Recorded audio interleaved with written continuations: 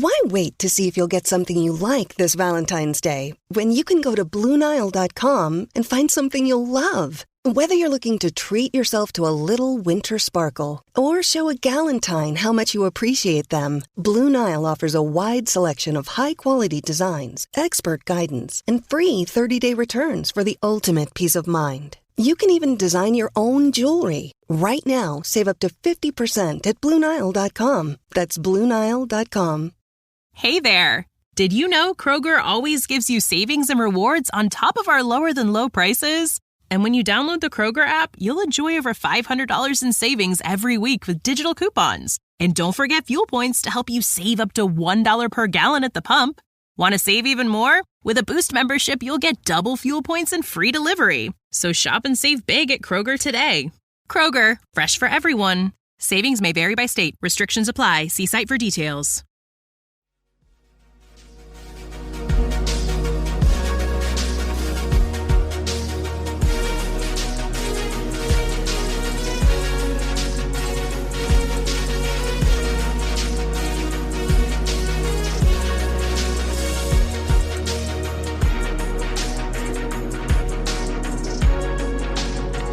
Hello, everyone, and welcome back to a very different episode of the PensBurgh Podcast. I am your host, Garrett Bahana. As always, alongside me, fellow PensBurgh contributor and co-host of the PensBurgh Podcast, Robbie Noggle. Robbie, the Penguins have been out of action for a few days, and it's still going to be a few more days until we see them hit the ice again. While we wait for the Penguins to meet the Colorado Avalanche, how have you been since last week's episode? For the most part, cold. Yep, me too. I mean, you know, it's been Pennsylvania winter for the most part. But no, I guess it's nice to have about a week off here where I don't have to sit down 2 or 3 times a week and be mad that the Penguins are performing like they're performing. But I think overall, outside of that, I'm pretty good. It's been another week down here. We're into February now, which it's a short month, which means that fingers crossed that spring is on the horizon. We can all hope. We were talking before I hit the record button on the podcast about my disdain for winter weather. And, I wonder if my mood would be different if I instead would have grown up in like a California or a Florida. That, however, is not the case, as my entire life has been here suffering in the cold with the snow. But that's part of the fun during the meat and potatoes of the NHL season. The Pittsburgh Penguins playing hopefully what's going to be some more inspiring hockey, as you kind of alluded to, once we get out of the All-Star break and into the second half of the regular season. But until then, we are going to record this week's episode, and we really don't have a lot to talk about news-wise, as the Penguins have been off, and some of the Penguins players, Sidney Crosby, getting ready for some All-Star Game festivities. As a result, we're going to spend this week's episode just doing a mailbag, and we have 9 questions this week that form the PensBurgh Podcast mailbag. A reminder, if you're interested in contributing to the mailbag, you can do so by following our PensBurgh Podcast Twitter account. Every week we'll send out a mailbag tweet asking for your participation in this segment. And typically, as we typically do, start the episode with a news segment. We'll go into the mailbag, but now we're diving straight into the mailbag this week. Robbie, as always, you get question number 1. Question number 1 comes from C Flaherty 45. And this is a good question, one that I really like to think about and will be thinking about as the trade deadline approaches. Do you think Fenway Sports Group will approve of Hextall and keep him around if he just stays status quo with an aging core at the trade deadline? No. All right, question number 2 comes from Brendan. No, short answer is no. It's going to take, regardless of what happens to the trade deadline, for Ron Hextall to keep his job into next season. It's going to take the Penguins probably making the conference final, going down to the wire in like a conference or a second round series with like a Carolina, maybe like a 7-game nail biter. If he could make enough trades that the Penguins are in position to be playing in a second round series, I think then he would have a shot. As the team stands right now, can they make the playoffs with the roster they have? you have to think that the talent is still good enough to probably drag them to a wild card spot. As for doing anything, it's going to take some work from the front office at the trade deadline to get the pieces to make them we'll even call it a second tier contender for a Stanley Cup, a second round team at the best. So if they can make the moves to show something in the playoffs, then maybe he has a chance. I still think at the end of the day, short of probably going to the conference finals at the minimum, I just don't think Ron Hextall will be back as general manager next season. This summer, they sat down with the new ownership and said, you know what? Okay, we'll give him a shot. We'll give him a year. He got the big names under contract. It looked good. And then everything else kind of fell apart, but they stuck by it. But if he fails this year, I don't see any way that they bring him back next year. And rightfully so. He hasn't done what's necessary to get this team playing at the level it needs to be. Everybody knows what the holes are. And unfortunately, those holes will not be easy to fix, but he's going to have to try something. But I think anything short of a conference finals appearance, we'll see Ron Hextall fired at the end of the season. Now question number 2 from Brendan. Would you have traded Owen Pickering plus a 2003 first-round pick plus Kasperi Kapanen to the Vancouver Canucks for Bo Horvat? Normally, I like to keep the picks, but I would do this, especially since we have cap space to re-sign him. Yes, absolutely. I would have, if the Vancouver Canucks would have either proposed this trade to the Penguins, or the Penguins on their end would have negotiated something like this for Bo Horvat, yes, absolutely, I would have done it. I don't think a Bo Horvat trade fixes and cures all of the Penguins' ills as they're currently constructed, because I think there's more than one hole. But with the third line center position, and Jeff Carter obviously not being that player that can drive the third line anymore, I think I said it last week or the week before that originally I was in favor of keeping the first round pick as a way to develop the very bare prospect cupboard the Penguins have. I've since changed my tune on that, and realizing that having the core back together for this last go around, I've switched my tune to become more aggressive in that sense. Trade away the first round pick is probably the Penguins' most attractive asset to this point, besides maybe Teddy Blueger, and we'll get to that momentarily. Owen Pickering is I don't know if I would consider Owen Pickering a high-end prospect. Maybe for the Penguins, he's probably by default their best prospect. That goes to show how bare the Penguins' prospect cupboard is, and that comes with the price of winning, as the Penguins have done for the last 15 years. But going back to Horvat, yes, I would have traded Kapanen and his contract. They aren't really doing anything for this team. The first round pick is, like I said, probably the Penguins' most attractive asset, and it will still probably be that first round pick that, if Hextall decides to part with it by the trade deadline, that's probably going to be his biggest trade chip. Pickering has some value. He's obviously a longer-term prospect or a project, just being drafted a couple of months ago. With the Penguins, with him being considered a first-round pick, that probably holds some weight too in some general managers' eyes. But yes, I would take the aggressive approach.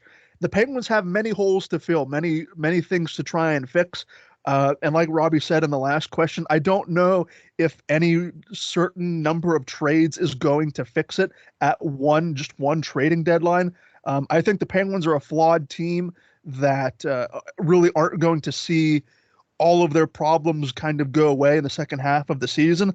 They could go on a run and shock me, and I would eat my words, come on here and say I was wrong. I don't see that happening. But yes, I maintain the aggressive approach, try and trade for somebody who can improve the bottom six. Question number 3 from Brian. What era of hockey do you think had the best goaltending? I want to say now because of how big and fast goalies are these days, but my heart wants to say the 90s when you look and see how many Hall of Fame goaltenders there are from that era. No, it's right now. I don't really think if you really go back and watch tape, I mean, just the pure athleticism of goaltenders now. You can debate pad size and stuff like that, but goalies now, I mean, they're just bigger in general, and that's kind of, I mean, how the sport goes. They're not, you're not just throwing your small guy back there hoping he can stop a few pucks. These guys now are elite athletes. They are the best of the best at what they do. They are, if you look at soccer goalkeepers, they are some of the best athletes on the pitch when they're playing. They are some of the biggest athletes on the pitch when they're playing. So right now, you just don't see the level of goaltending. Yeah, there was a lot of Hall of Famers from back then, but if you compare the stats of the Hall of Famers back then, guys like Grant Fuhrer. Now, I mean, Hasek could easily, his talent could easily carry over. And he was kind of one of the ushers of this new athletic generation of goaltenders, guys like Waugh and Blueger, who brought in the butterfly style. Hasek, who brought in, he was almost like a Tim Thomas kind of, would probably be your best comparison. You don't really see a goaltender like Hasek in the NHL, but you see plenty of goaltenders that rival the style of Brodeur and Waugh. Luongo fits in that as well, and Fleury fits in that as well. All those guys, I mean, Luongo's going into the Hall of Fame this year. Marc-Andre Fleury will be going into the Hall of Fame in the future. Henrik Lundqvist will be going into the Hall of Fame. Andre Vasilevsky, I think, is pretty much, he could retire tomorrow and probably be an easy induction into the Hall of Fame. Just kind of going off the top of my head here, I think a guy like Jonathan Quick will get some consideration for the Hall of Fame. He might not have had the longevity. I think Carey Price will be in strong consideration. It's not every day a goaltender wins a Hart Trophy, so Carey Price has that going for him. I think Tuukka Rask was maybe not a Hall of Fame level, but was an absolutely phenomenal goaltender at his peak. And now you have guys like Igor Shesterkin with the Rangers, Ilya Sorokin with the New York Islanders, who have been just absolutely lights out for their teams. Obviously, the trophies speak for themselves there, but it's right now. It's not just their athleticism; it's also what they're up against. They're up against the best players that have ever played the game, the most speed, the fastest the game's ever been played, the hardest the puck has ever been regularly shot. All these guys are freak athletes, and in the present moment is the best era of goaltending we've ever seen. And the scary part is it's likely as the game develops and as these goalies continue to develop and the young ones that usher in new styles, new training techniques, it's really the goaltending is just going to get better, which is going to put the onus on the scorers to get better. So it's an exciting thing to think about. But yeah, if you're ranking the eras, right now is, I think, by far and away the best era of goaltending in NHL history. Question number 4 from Brendan again. What would you re-sign Jason Zucker at? He compares with Pavel Zacha, who got $4.7 million. If we could do 4.25 over 2 years, that would be interesting. I like where Brendan's head is at right now. Jason Zucker has a cap hit of $5.5 million. That expires at the end of this season. I think at max, I'd be comfortable with a 3-year deal. I'd say $4.5 million would be the highest I would go take it or leave it over, 4.5 for 3 years. I don't know. Jason Zucker, I don't know. I can't remember if we talked about it last week or if we've talked about it before recently on the podcast. Zucker is an interesting study because obviously the injuries have not really benefited him while he's been in Pittsburgh. Obviously through no fault of his own. No player, willingly tries to injure himself, but that's going to be something, whether it's Ron Hextall negotiating it, the contract extension, or somebody else if Hextall is no longer here. They're going to look at the games that he's played, the stats that he's put up in Pittsburgh. The general manager is going to use his durability against Zucker in contract negotiations. However, Jason Zucker, you could make the argument this season has been the Penguins' best player. You could make that argument. I know Robbie said on one of the previous episodes, he's always giving 110%. Whenever he steps over the bench onto the ice, it's go, go, go, go, go. And, he doesn't take a night off. He doesn't take a shift off. So the Penguins, having brought the older players back last season with Rust, Raquel, Crosby, Malkin, and Letang, I would do the same with Zucker, who is 31 years old right now, certainly closer to the end than the beginning. Not super old in terms of an NHL player, but once you get past that age 30 mark, I get very wary of what kind of deals you're handing out to players over 30.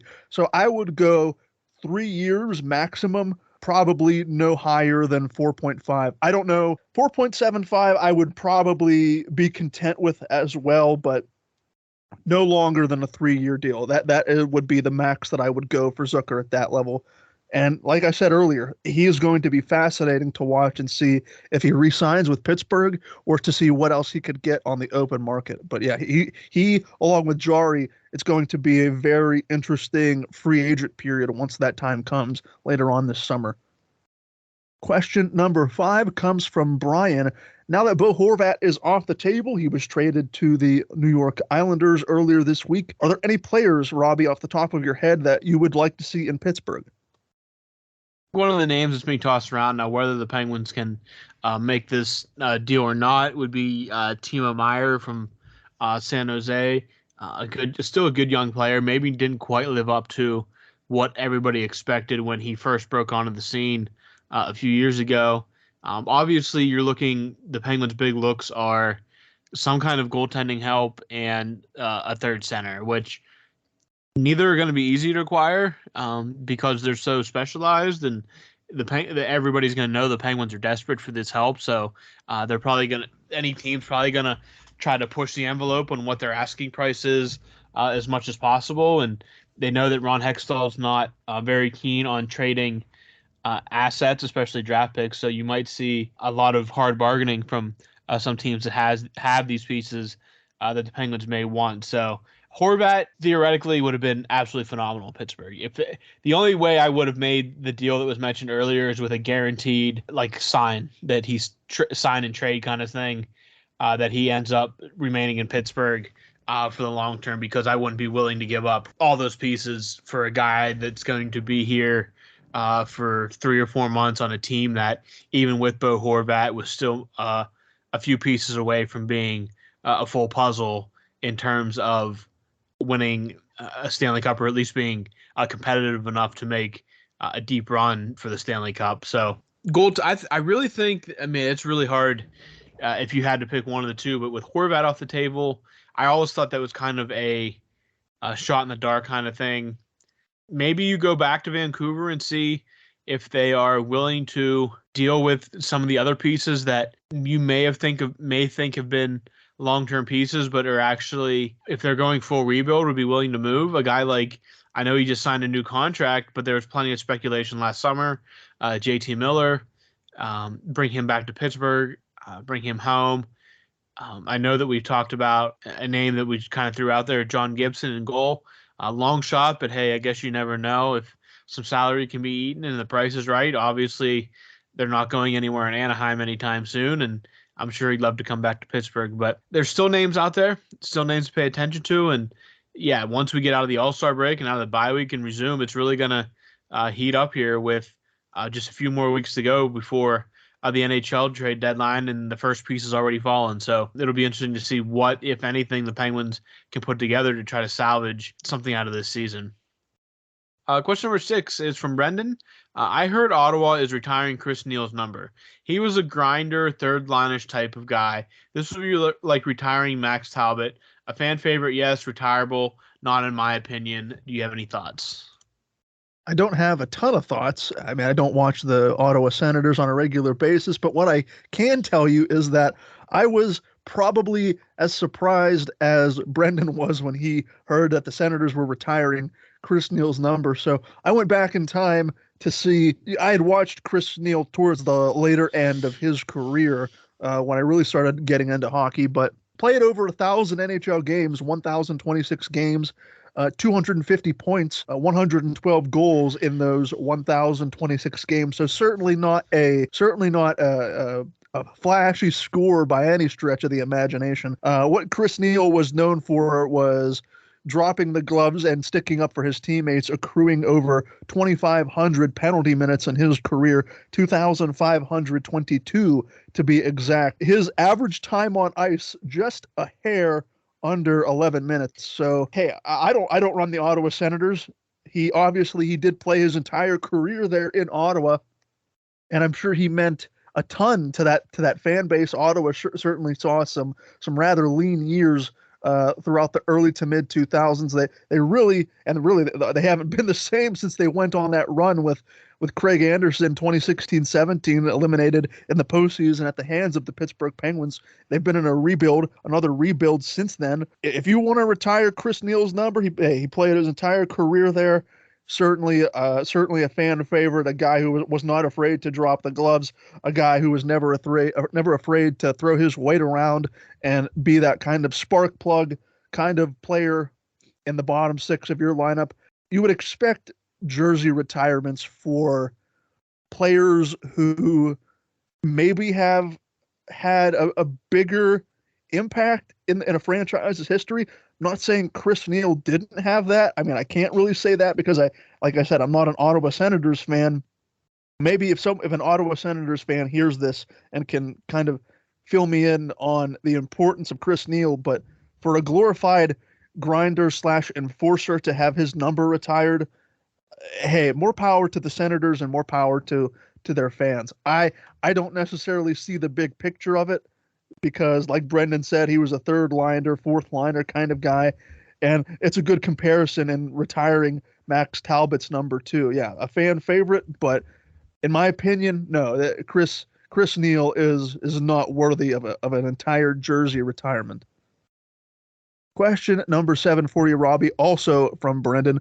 Disclaimer, I do not want them to do this, but if they did, what could you see as a fair return for Evgeny Malkin and for Chris Letang? Oh, geez. Your guess is as good as mine there, I guess, because I really have no... I mean, it would have to be significant. I mean, it's clear that, Malkin, he's obviously not the player he once was, but he's still producing it over a point per game. And as you know, the guys like that don't just grow on trees. That's a very hard thing to do. Chris Letang, up and down season, some long absences, came back, and has been an impact on the ice of the Penguins, but it was a slow start. So yeah, you hope that he can rebound, and everything says that he will. So, the price would still be significant.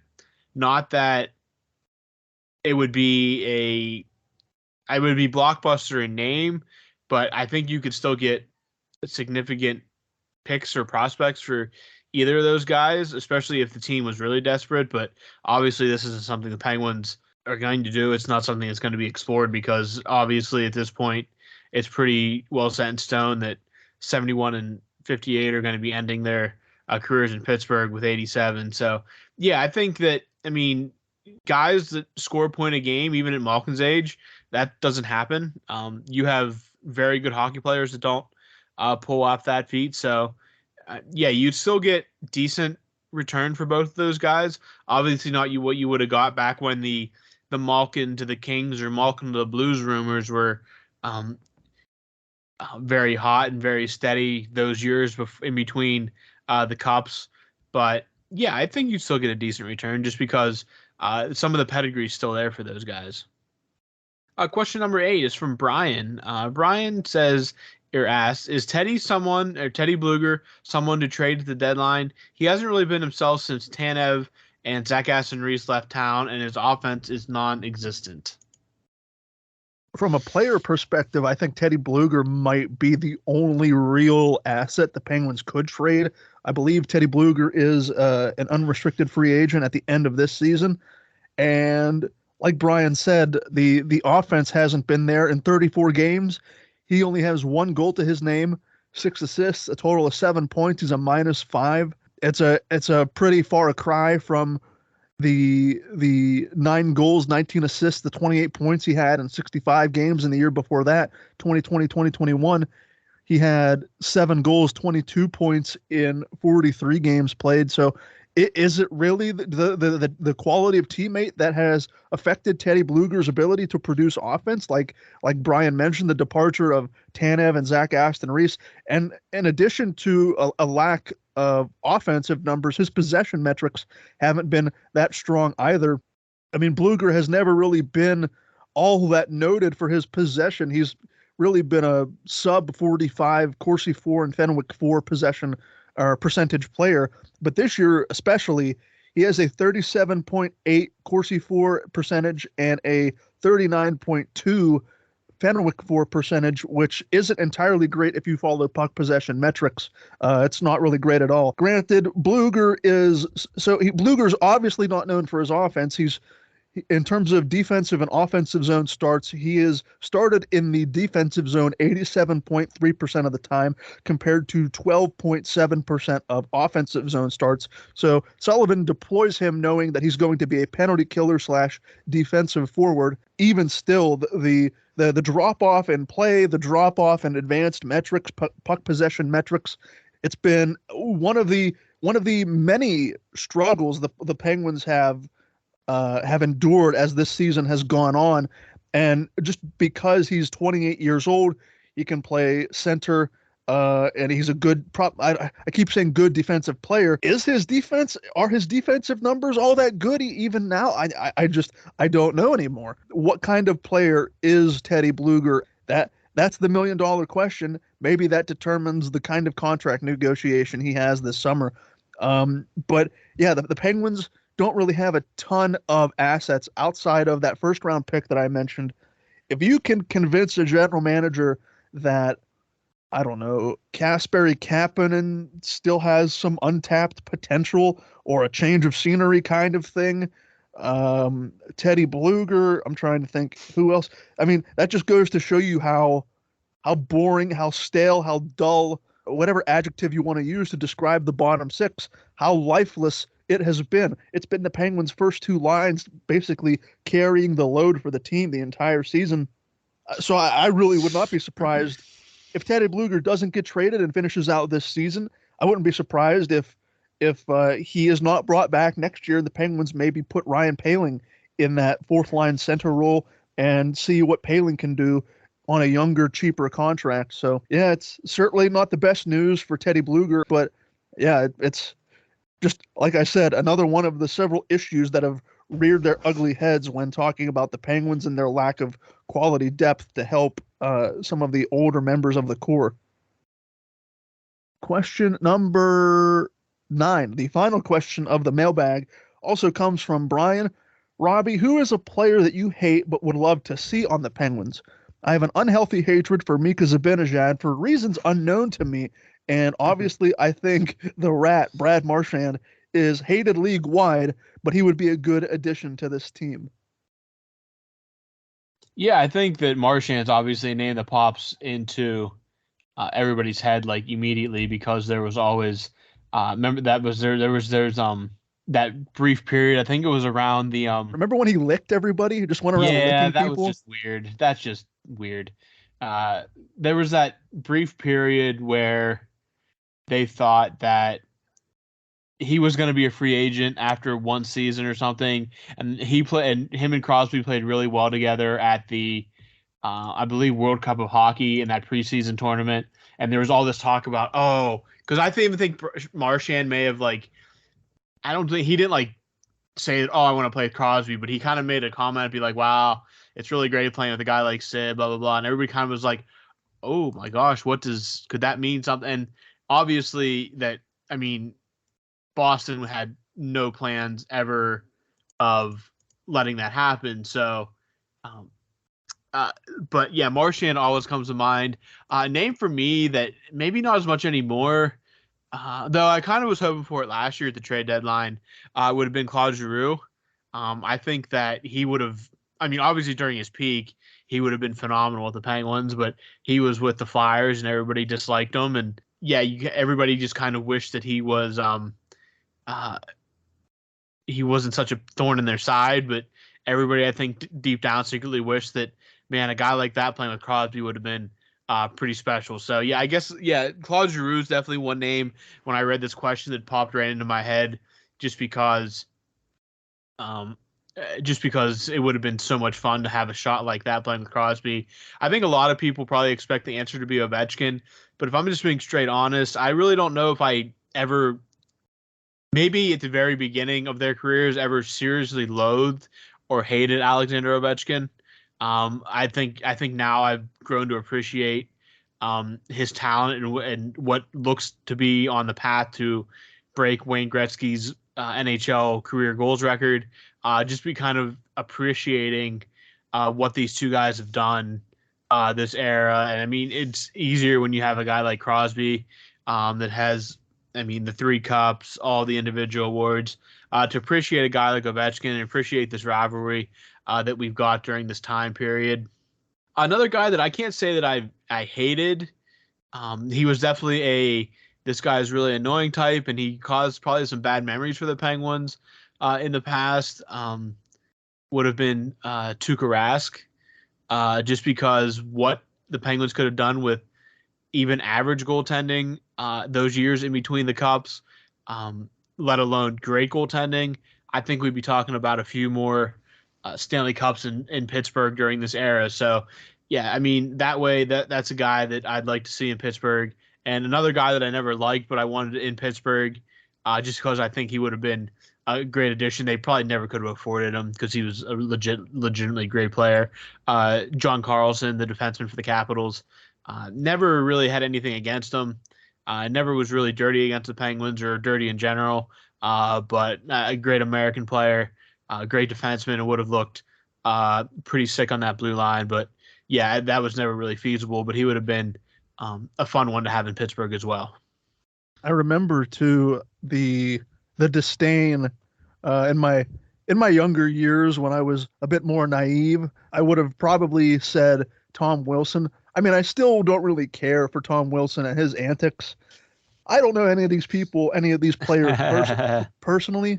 Yeah. Like throwing the name dirty player around, like to me, I'm kind of hesitant to label a player or players as dirty, because what constitutes as a dirty player? How frequently does this player have to act a certain way to be labeled as dirty? Matt Cook, when he was here, he got that label. He was labeled as a dirty player by other fan bases.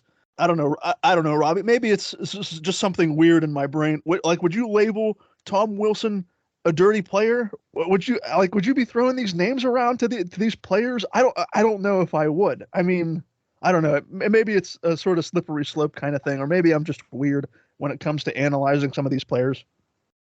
Wilson's obviously the one that sticks out the most, just because there's so much history with that. And it was like it wasn't just like sprung out over a long time. It happened in like a 2 to 3 year period.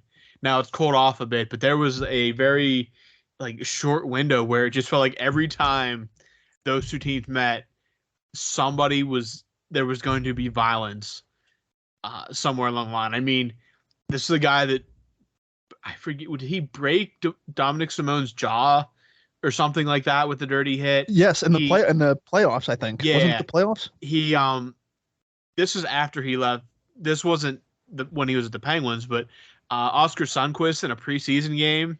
I think that's what led to the very 20-game suspension or something like that. He was with the Blues then. It was a preseason game, I think, or like the first week of the season. I can't remember exactly, but he gave him an elbow to the head coming across the ice. You had, man, that just feels like the list of Tom Wilson atrocities against the Penguins organization. I mean, it got to the point where it essentially drove Jim Rutherford to the point of being trading for Ryan Reeves, basically blowing up everything that had made the Penguins successful in 2016 and 2017, that Tom Wilson was so far inside their head that he completely got away from the speed that won them 2 cups to we got to get tougher to play against. And now the Penguins haven't been out of the first round since 2018. So, you had a head coach that wanted to play like that, but a general manager that was so beside himself because a couple of his players got cheap-shotted that he decided to kind of throw everything away Tom Wilson is definitely, if you're ranking villains in NHL or Penguins franchise history, Tom Wilson has at least recently worked his way probably in the top 5 of that rotation. Or the Mount Rushmore of Penguins villains, I guess, if you want to call it, along with like David Volek, Tom Wilson. Man, there's just so many good options for the other guys that could be in there. Adam Graves is obviously a third name that would go on that list. And I don't want to say that this is recency bias because it was just last year, but a name like Jacob Trouba is going to get thrown around as well. That kind of feels maybe not just because it's one playoff series, but yeah, Wilson is one of those guys that is kind of like public enemy number one. And I'd say that Marchand gets the rat persona because, let's be honest, he kind of looks like a rat. Like, he just has a weird looking face kind of thing. Wilson's just, he's just like a thug kind of. Like, he never showed any remorse. Like, Marchand did some dirty stuff and he paid the price, and the licking thing is just generally weird and probably something you shouldn't do. Maybe that's where COVID started. Conspiracy theory. Yeah. Maybe that's where, like, that's just weird and you shouldn't do that ever, especially without consent. I know it's a hockey game and a lot of emotions, but that's not something that, you can be in a heated moment. I don't think licking someone's face that's a premeditated act. That's not something that you just kind of do for no reason. But Wilson's definitely more of the thug bully. Marchand's just kind of like that annoying little kid on the playground that won't just shut up and can never get in trouble. He just kind of like, he might get a slap on the wrist, but the teachers are just like, oh, he's fine, just who he is. And it helps that Marchand is a tremendous player as well. He's not just some like fourth line grinder. Wilson has some talent. He has shown it when he can stay on the ice that he has some talent, but Marchand is a legitimately talented scorer, talented player. So yeah, Wilson definitely gets kind of the edge when it comes to just being the bully, a bully in franchise history because of everything he's done in Pittsburgh. So Tom Wilson's one of those guys where I would not particularly want him on the Penguins, whereas Marchand, like, yeah, if he wanted to come tomorrow, I'd be like, yes, give me the dotted line, I'll provide the pen. You laid out some good descriptors there. I think I'm going to go with, instead of dirty player, I'll go with villain for the large portion of these players and how they've impacted Penguins history over the last, 15 or so-ish years since the beginning of the Crosby-Malkin era. So I'll go with villain, and maybe pest is another word too we can throw around, or bully, like you said. But that'll do it. That'll wrap up this mailbag-centric edition of the PensBurgh Podcast. When we come back this time next week, the Penguins will be back in action. They will have played at least one game, I think, against the Avalanche. I don't know if they will have another game on tap before that. I have to look at the schedule. No, they play Tuesday, and then they go out west starting Friday. So they'll have one game back in action.